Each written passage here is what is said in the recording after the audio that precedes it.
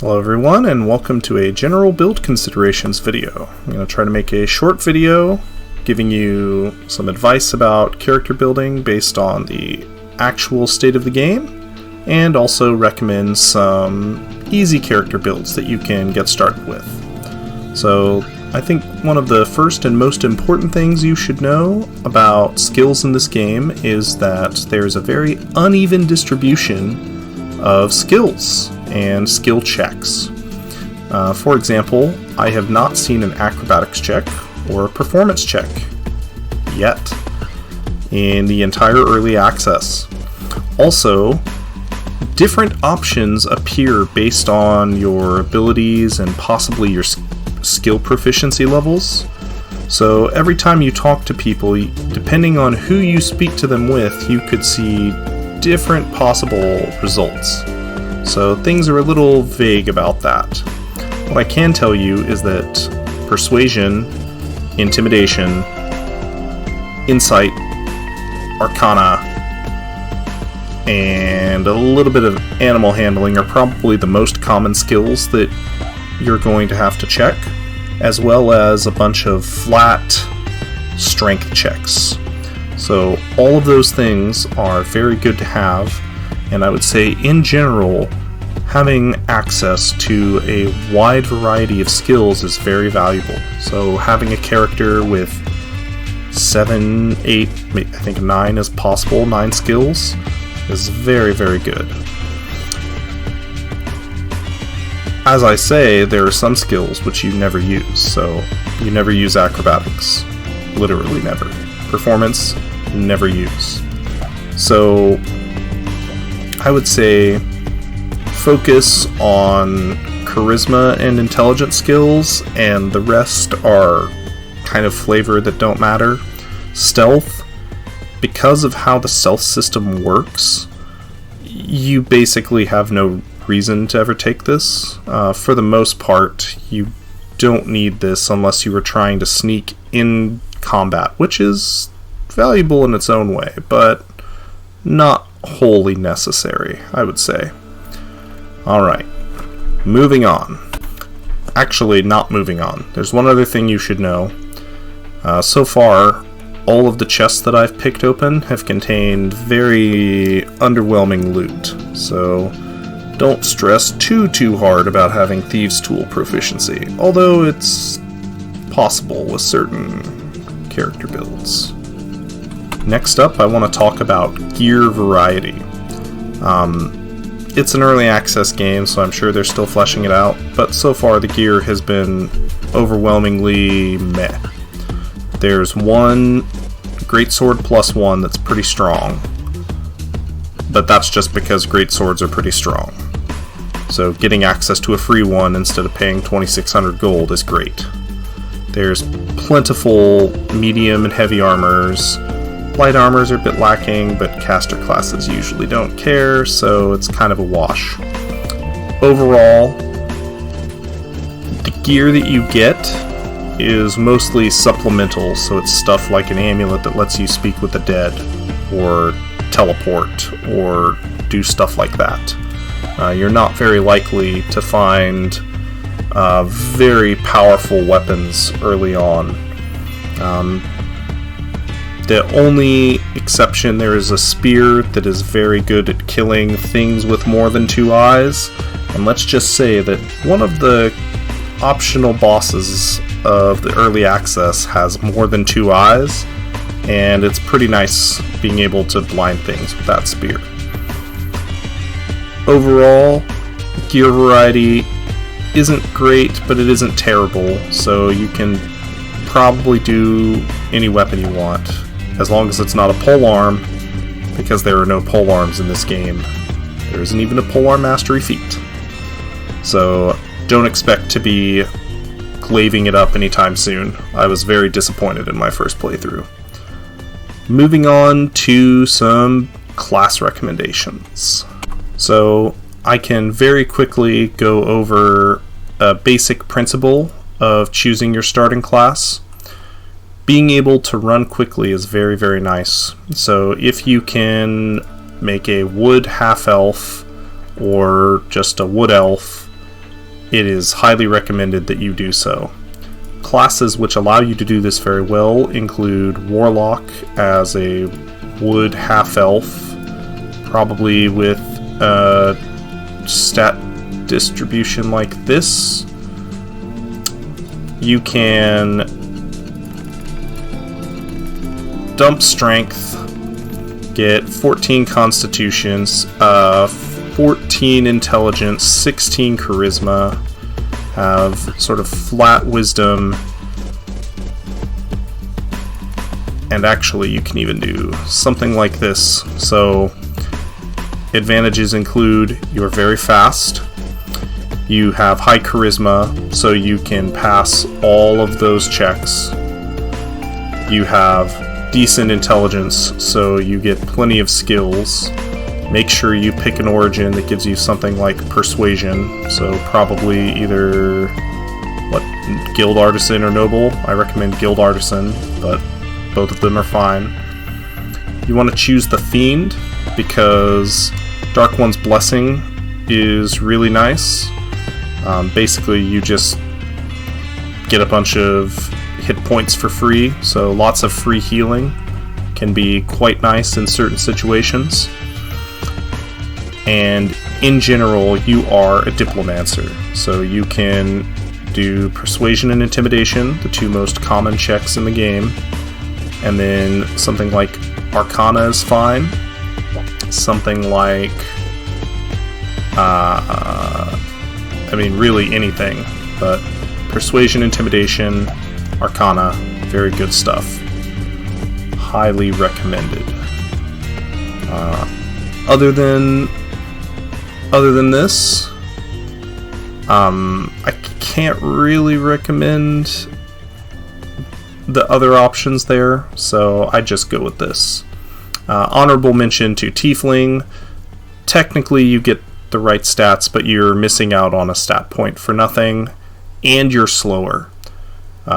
One of the reasons that Wood Elves are so good is the extra movement speed. It doesn't sound like a lot, but this basically makes it impossible for people to attack you if they can only move 9 meters per round, or they can only attack you every other turn if they dash after you every other turn.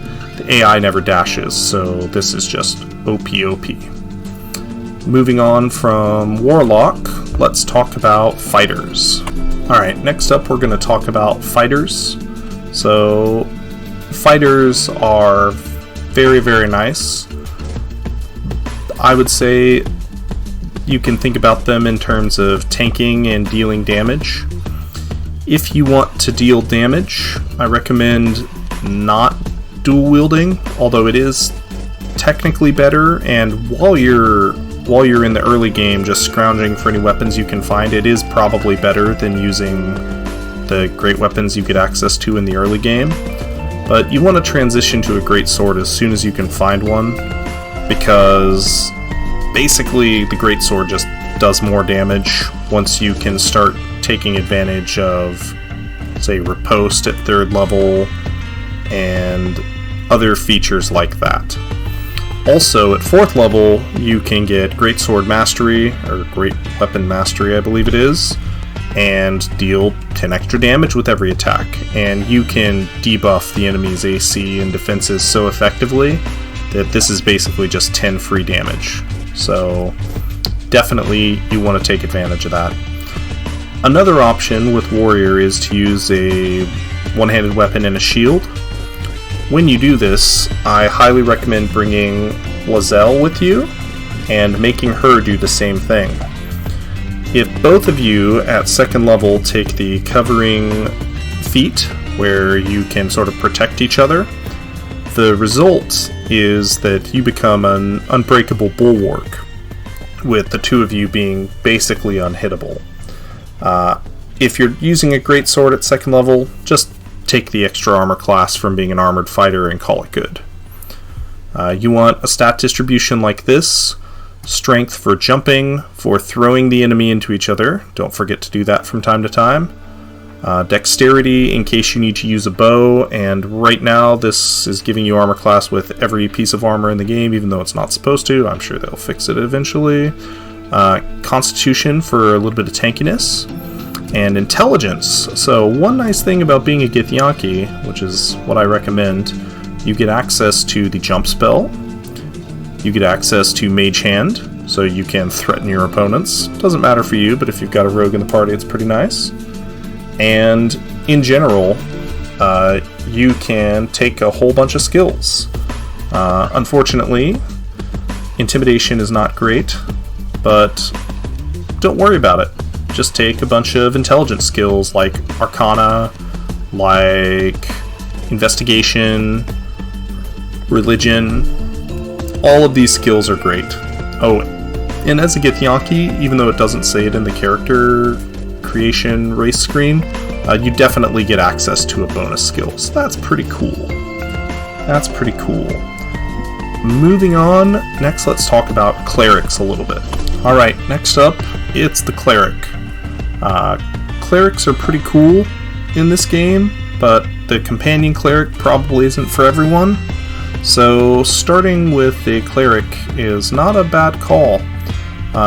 You need 15 strength so that you can equip medium and heavy armors, basically every armor in the game. And also it lets you lay the smack down from time to time. I might actually even do it like this. So having 16 Constitution and 16 Wisdom lets you be super tanky and super effective as a cleric and at your Wisdom-based skills. However, there is a case to be made for taking a few points out of Constitution to do something like this, maybe, or probably something more like this. The main point is that you can use your spells like Guidance.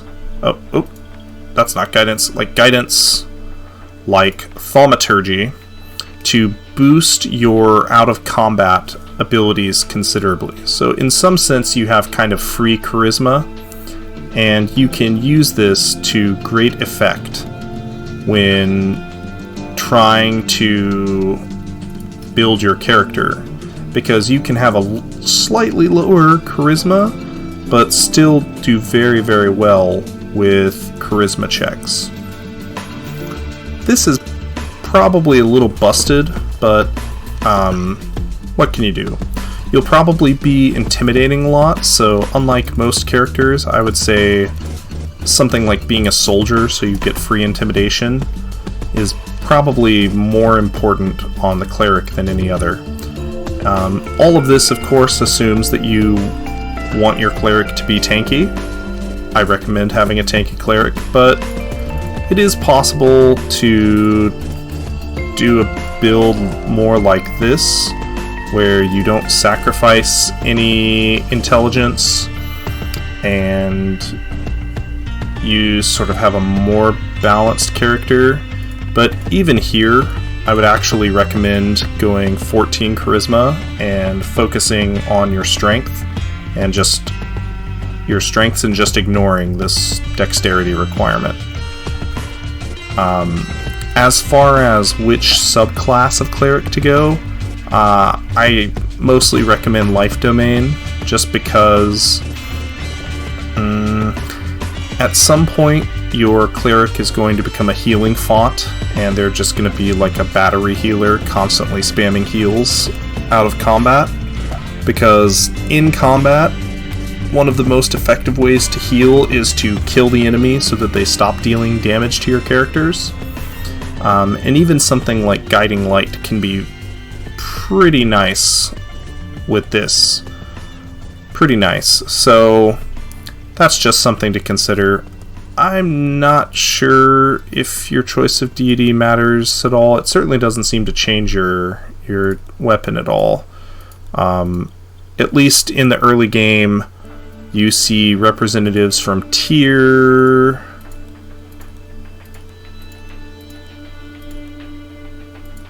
Oh my. Yeah, okay, so there are lots, I guess you see a little bit of Lolth stuff. You see some Selene stuff and Char stuff, and then I think everything else you basically don't see in early access, so I wouldn't worry about it. As for your level 1 prepared spells, Guiding Bolt can be okay. Oh yeah, well, I'm an evil cleric right now because I think I left it on Bane. But Bless is a very strong spell. Inflict Wounds is pretty good too. Shield of Faith is even okay, but strongly recommend being a shield-wearing cleric. If you don't want to be a dwarf, you can get away with doing some kind of wood elf or half wood elf setup where you kind of shuffle all of this stuff around, but in general, this build will kind of play itself and be very easy for you going forward. One thing I forgot to mention with Warlock is you don't want Blade Ward and you very much want Friends. Because you're a Diplomancer, getting advantage on all charisma checks is completely insane. Being able to use Minor Illusion and Mage Hand is nice too. Anyway, having said all that, let's talk about Rogues and Rangers. Alright, so with Rogues and Rangers, first of all, you get a massive pile of proficiencies, which is excellent. And most of them are in things that are actually worthwhile and good. For stat distributions, high dexterity is a must on both characters because you always want to be able to shoot a bow effectively. If you want to be a dual-wielding ranger, you could consider putting points in strength, but really you probably want to be using finesse weapons like rapiers anyway, so I would recommend doing dexterity. Being able to flexibly switch between melee and ranged attacks is very important in early access, and I assume for the entire game, because sometimes you really don't want to stand next to the enemy. At any rate, stat distribution like this is recommended pretty highly. You could consider being a little bit less tanky and trading that for, say, more charisma, so you can intimidate and persuade more effectively, as those are some of the most common options that you have. Having your decent wisdom means that your perception is going to be good and you'll actually see the traps, which is great. Traps are brutal in this game. They're not terribly abundant, but when you find them, they will kill you, so watch out for that. And in general, you can also tank wisdom for intelligence, thusly, and get more skills, focus on intelligence checks and charisma checks. You can kind of be flexible enough to do both. As a wood elf, if you want to do this, being a wood half elf might even be better. So those are your options.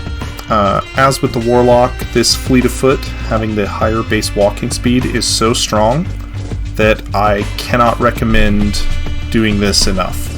It really is quite ridiculous. The dark vision's nice. The resistance against being charmed and magic not being able to put you to sleep is pretty nice. Lots of people spamming sleep in the early game. And proficiency in perception by default goes well with a decent wisdom score, but, you know, doing the int charisma thing is nice too. One other important thing for rogues in particular, being a thief is really good, so I highly recommend it. And if you are a thief, you can actually probably kite just about every fight in the game with one exception.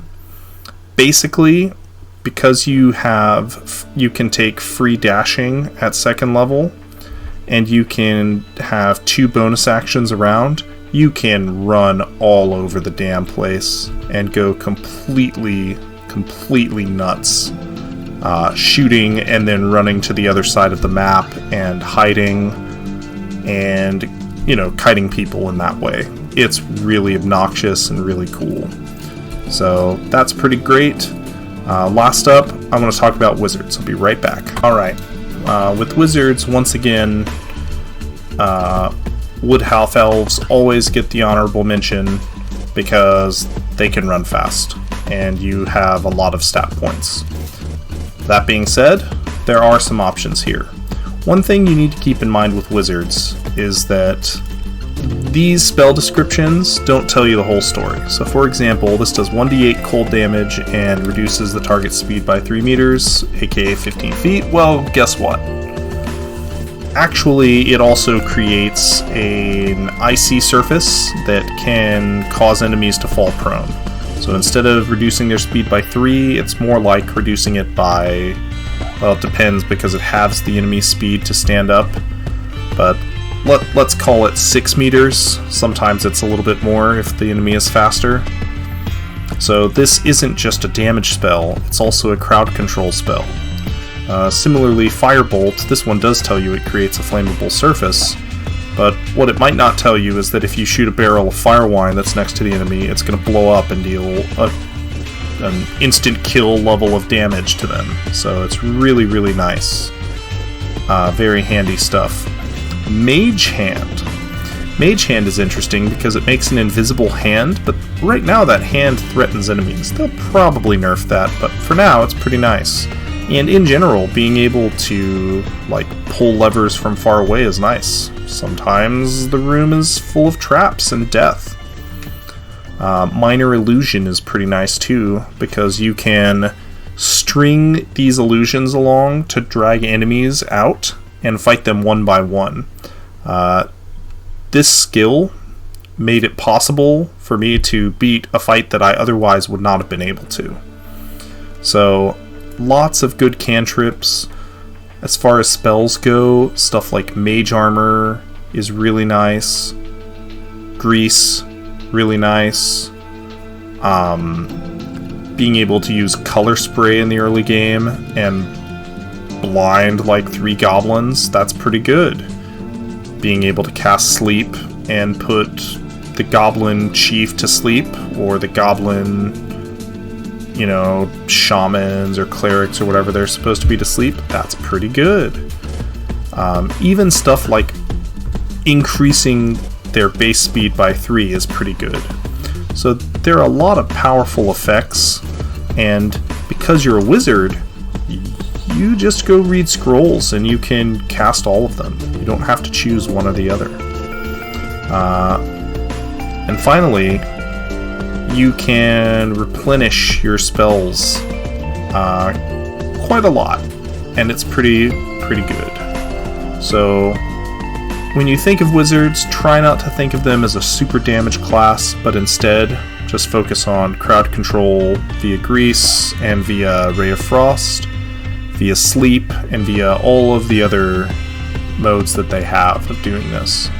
As for their ability distribution, well, if you decide to be a wood half-elf, of course you can do Charisma, Intelligence, Constitution, and then just sort of have balanced other stats. This will let you pass all of the most common skill checks, and it'll let you zoom around without concern for, the enemy, basically. However, there are a lot of options for wizards. Humans are another good one because you want to have sort of high skills in everything. Being able to, you can only get 14 charisma maybe,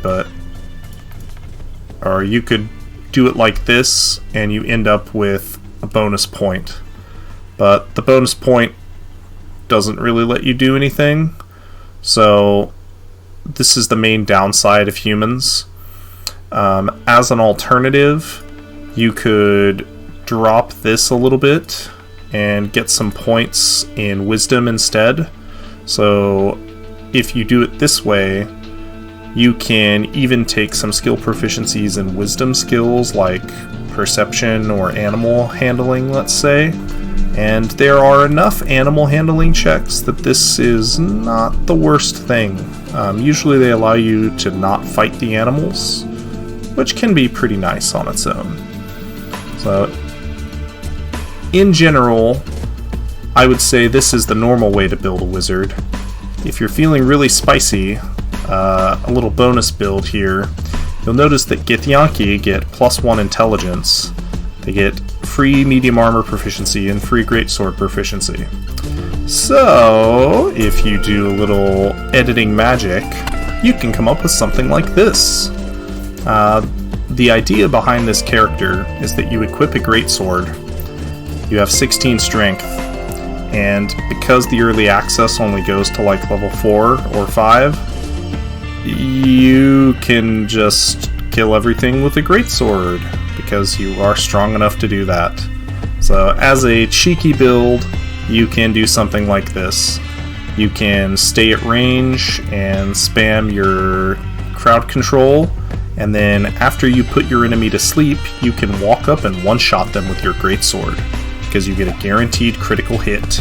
And if you've got Greatsword Master, that means you're doing +10 damage, and it's overpowered as fuck. Truly incredible stuff. Anyways, guys, I hope this build video has been helpful for you and has given you some ideas about easy ways you can build your characters to have fun in the early access for Baldur's Gate 3. Thanks so much for watching, and as always, like, comment, and subscribe. Have a nice day. Bye-bye.